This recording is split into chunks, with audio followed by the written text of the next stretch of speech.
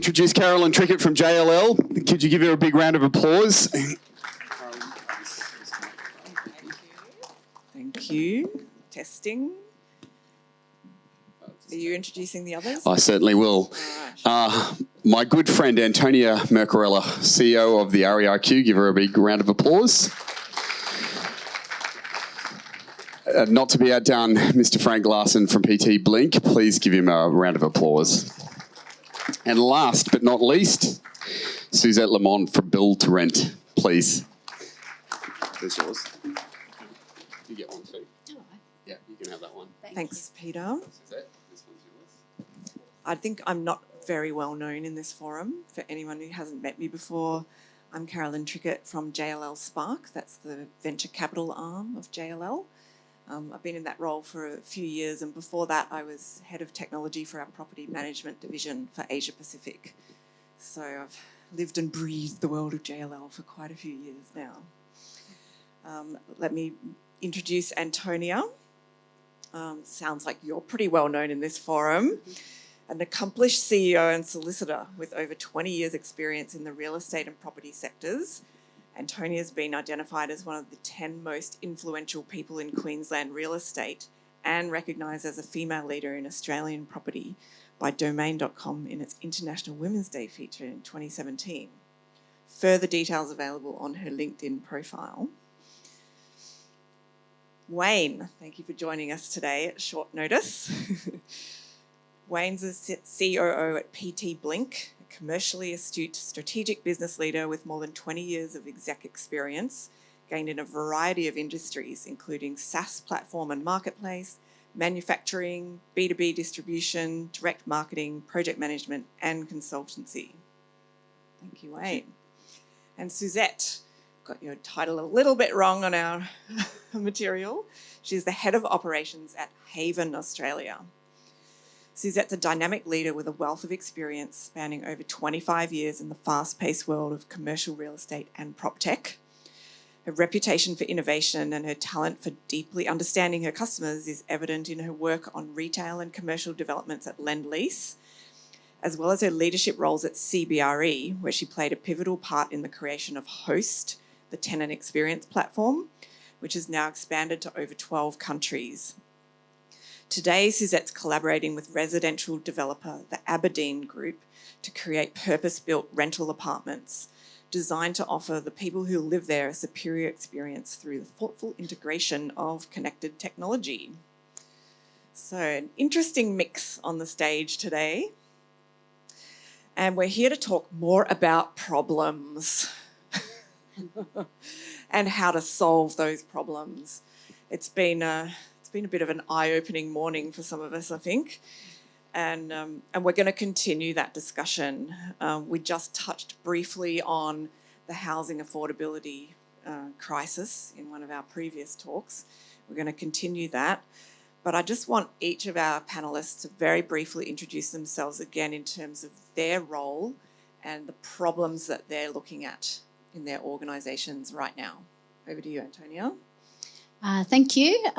So I'm CEO of the REIQ, as you've just heard. We are the peak real estate body in Queensland representing the real estate community. There are some really big problems at the moment that we are facing, not just in Queensland, but I think across Australia and arguably around the globe. We've touched on many of those today. Affordability, I think, is top of mind. In Queensland, we've held some emergency housing summits. I sit on the housing supply expert panel trying to fix some of these really big problems, and again I think that's replicated across various jurisdictions in the country. So I think that issue is a big one. I know we're going to touch on this today. I think the issue of, I'm from Queensland, natural disaster, capital of Australia. I think that issue is an interesting one. Climate change, sustainability, I think is also one of those really big fundamental problems, and again in many respects ties into affordability as well. And then, of course, representing the real estate sector, some of you have already touched on it. Nigel was taking the mickey out of my lot.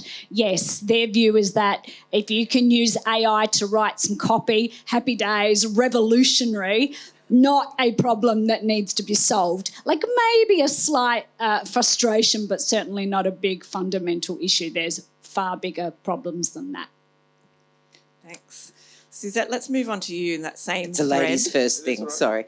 Sorry, Wayne. Suzette Lamont, I am working now with Justin Brown at the Aberdeen Group, and we have a lot of problems because we're part of about 30 developers in Australia at the moment who are trying to forge forward with this new industry that you've probably all heard about called build to rent. Now, a lot of you will say, well, that's been around forever. That's just called a nursing home or student accommodation. And I would somewhat agree with you. But 1 in 3 Australians rents. And if you're under 25, that's 83%. And if you're under 35, that's 65%. So tons of people rent. Lots of people want a much better experience. And at the moment in the industry, I think if you look at, I guess you call it the property life cycle, it goes from origination, which is find some land and fund it, through to, you know, design and build it, through to manage and operate it. We are all of us at the same point in this at the moment, which is we're at the very beginning and everything seems really hard. It's hard to get stuff through planning. It's hard to find land at the right price in the right location. And therefore, you know, it's hard to create a product that is affordable enough. And that's, you know, that could be anything from creating modular building. It's not a thing in Australia at the moment. That would certainly make things easier. But, yeah, there's lots of problems, Caroline. Thanks for asking. Over to you, Wayne. Yeah, thank you. PT Blink, I guess we're, yeah, you're right, there's lots of problems and we're solving for time, I think is the simplest way to put it. Coming back to some of the speakers this morning around sustainability, we would posit that the construction industry as we see it today globally is inherently unsustainable. We consume far too much labour, we consume far too much capital, we consume far too much land, far too much material. Too much of it goes to the site and then ends up in landfill or ends up in injury or ends up in waste. What we're doing, I guess, to solve that in some respect is creating a platform a bit like Red Balloon. We're going to rebrand to be the Blink Balloon. Basically, we're bringing manufacturers to the fore, bring them up the value chain, digitise their product and create a marketplace for owners and developers to use those products into a new way of building. So trying to turn the construction phase on its head and delivering time to the quantum of about 50% in terms of project time. And that's time value money, which has a significant impact when it comes to feasibility and affordability. Thank you all. Hope that helps to set some context about what we're going to discuss today. So how do we find tech to solve these problems? I think in my previous role, you know, I saw a lot of tech evolve over the years. 15 years at JLL, putting that into context, the smartphone, you know, the iPhone had only just been released that previous year. And so there's been a lot of new solutions that have been introduced into our market. And people used to ask me in my role, what kind of tech are you looking for? And I go, I'll only know it when I see it because I know what my problems are. But if I knew how to design it, I wouldn't be in my role. I'd be out creative, starting my own Proptech company. So I think the purpose of today's panel is to really help our audience today understand these problems. If you had your wish, Antonia, what would be a magic wand solution that would solve some of these problems that you're dealing with in Queensland?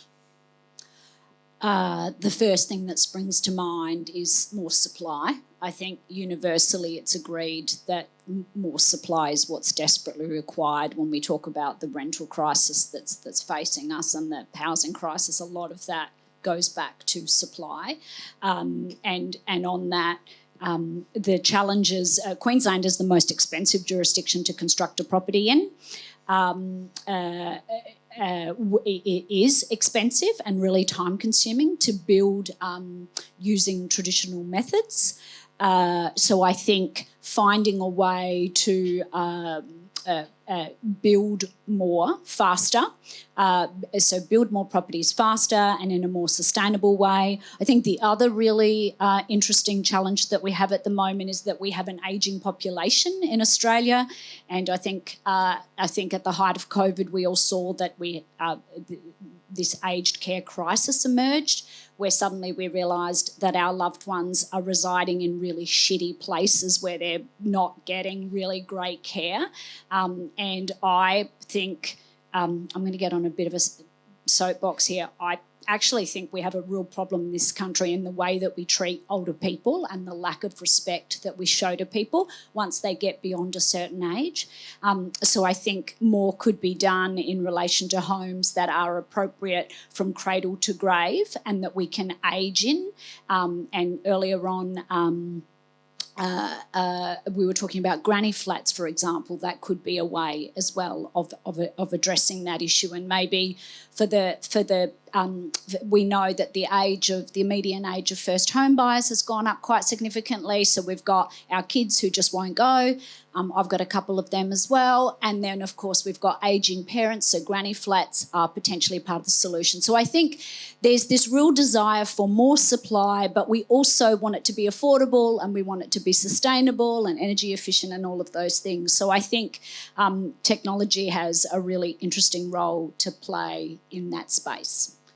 So how could technology help in that space? Is it like what we were talking about earlier today about identifying properties and knowing what the zoning is, do you see that as something that can really help? Absolutely. I think time and complexity is a major obstacle. The average punter on the street has no idea how to deal with zoning requirements and all of the development rubbish that you have to deal with.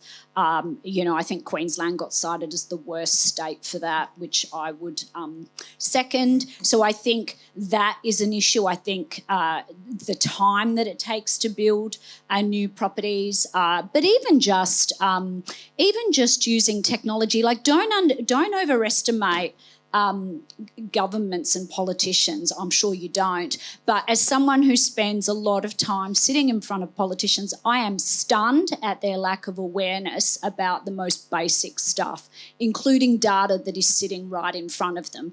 We will recite data that we've got from their departments and they'll be like, that's amazing. Could you send that to me? Sure. So just data alone about, again, I loved Jessica's presentation about the importance of data and the assumptions we make. So even just something as simple as understanding, like who is living in property, how many underutilised bedrooms do we have in property, what ages are they, what are their preferences. We're building stuff, we see builders and developers building things. Are we actually building for what people want and need, or are we making assumptions? So I think all of that stuff is incredibly important, and I think data plays a really big role in that. Great. And Suzette, you're kind of living life on the other side of that coin, where you're trying to work through the jungle of regulations and compliance requirements. What would your magic wand be? Time kills deals. Can you somehow make things just quicker for me? The planning process for most build to rent at the moment takes 18 months. You've got another 18 months to 2 years to produce it, to design and build it. That is money that some developer has put down under their own pocket that is sitting there dead until we have, rental income coming in. So time, anything you can do with time, that'd be great. I think the biggest thing for me, Caroline, is how can you help me sell value, not price? So that is value in what it's like to live in one of these amazing communities. And that could be anything from, help me prove that we used a compliant builder and that builder has waterproofed my bathrooms properly so that, when they move in, they're not going to have to move out a year later while I waterproof their bathroom, for instance. Help me understand what they want. and give it to them. So thank you, Analytics. That was really great. We're going to meet afterwards. I love what you do. I love that. And I was going to say, help me understand insights, and I think you moved very quickly towards that. And help me activate my entire development. And I think what we do in the property industry is we tend to work in silos. So at the moment we're in the Proptech silo. You're actually in property. Technology is enabling property. But then you go into the property industry and we have commercial property, residential property, retail property. And then we have this new thing called build to rent. Really, we're all just selling a person's experience in built form. We're not selling bricks and mortar, we're selling the experience. So yesterday, a few of us were at a different conference that was all about build to rent, and I said to one of my suppliers who creates a experience platform, oh, I've got this new one that I'm doing in Double Bay and it's got office in it, and can you please have that experience now go across the office as well as the residential? His answer to me was, no, because I don't know how to price it. That should be illegal. If you are in the business of PropTech, your job is to help me solve problems and deliver a product that does that, not to work out how you can better make money out of it. And I think the last thing is help me truly remember and connect with people in real time. So that's anything from people that want to sell their property and their block of land that I can develop on, people who want to help me understand what the design principles should be, people that should help me with the ESG. There are, you know, who's renovated their own home here? Every single one of you, or nearly. There are thousands of decisions when doing a property development, and technology should be helping me with all of them. And last but not least, give me something that ties it all together so that I don't have to have an app for that or a program for that or something for that for all of it, because it's too confusing for the end user. Thank you. I hope everyone's taking lots of notes. Wayne, you're seeing problems further down the track from what both Antonia and Suzette have been talking about. Once you get through that approval process, it seems like there's still further delays, more time wasted, more money wasted. Give us a bit more insight into that. Yeah, I mean, Suzette alluded to the I guess the enablement phase, the construction phase being 18 months, 2 years plus. That is money every day, every month that the construction site is in the operation is somewhere between 1% and 3% of the cost of the project. So, 12 months, there's 30% of the cost that could come out of that project: prelims, interest, lost income, that kind of thing. From our perspective, technology should help make better decisions and better outcomes for the end user. So if it's not doing that, then it's probably wasteful. It's probably another bit of digital bling that's getting it on top, and it's another clip on the ticket through the process. Saw Ben talk before about the ability to streamline that planning process, use the data that's available, and get very fast decisions around concept and approvals. We're taking it from the next step of going, okay, let's now design, deliver, and operate buildings in a very streamlined way and do it way faster than what could be done traditionally. Turning the process upside down in some respects, but doing it the way that gives the occupant, the end user of the building, and once again, loving the analytics bit, we view a building as a device in some respects. So how do you put that device in the hands of the end user in a way they want to use it, and create an environment that is welcoming, it's warm, it's healthy, and it's safe? So building, actually the physical side of the building that probably leaves a lot to be desired in terms of how fast it can be done and how safely it can be done. We've also in our pre-chat talked a little about payment processes, how to get the money to the right people in the supply chain. Yep. Can you help us understand that a bit more? Yeah, I guess framing that a little bit and going back to what I said at the outset is that we've got a sustainability issue. What that transpires or how that manifests in construction is we've got a capacity constraint. We can't actually build any more than we're building today. So we can plan it faster, we can get it approved faster, We don't have oodles of idle construction capacity sitting around waiting for the projects to be approved. We've got thousands of blocks of land that have got DA approvals ready to go, but can't get across feasibility or can't get a construction team to do it in cost because they're busy. They're tied up in Saudi Arabia or digging tunnels under Sydney Harbour or rebuilding in Turkey. The global construction space can't produce enough property for the human growth, for the growth of the human population. It's a global phenomenon, and it's probably, in our perspective, the leading edge of I guess, the next humanitarian crisis, apart from climate change. We can't house our populations. Changing that and changing the way that the construction industry is today is a difficult thing. We've been building buildings the same way for 100 years now, and there's a good reason for that because coming back to what we talked about before, we do what's safe. And what we did yesterday worked for us, so it's safe. And doing something different is not safe. It requires thinking and outside of the box thinking and a different process. And one of the constraints on that is how capital flows through the construction industry. It's a property transaction at the end of the day. So banks don't want to release capital until things are fixed to the side. Therefore, it's covered by because it's covered by the Land and Titles Act. So getting payments made for things that are offsite is very, very difficult. What we're doing is productising those things so that once it's a product, no longer a building material, but a product, you can transfer title. And once you can transfer title, then you can allocate capital to it, so we can facilitate payments. And we're working through a process with some financing institutions to create the methodology of taking ownership and title, leaving the risk where the asset is, but getting payments made to manufacturers offsite, give them an incentive to produce more because they're getting paid for the value that they're adding when they add it. I think that whole fintech space has still got quite a way to go in our industry. Easier way to pay for everything would be very nice. I know we battled with that at JLL, trying to get better ways for our tenants to pay their rent than just doing a bank transfer. It was not easy and still isn't.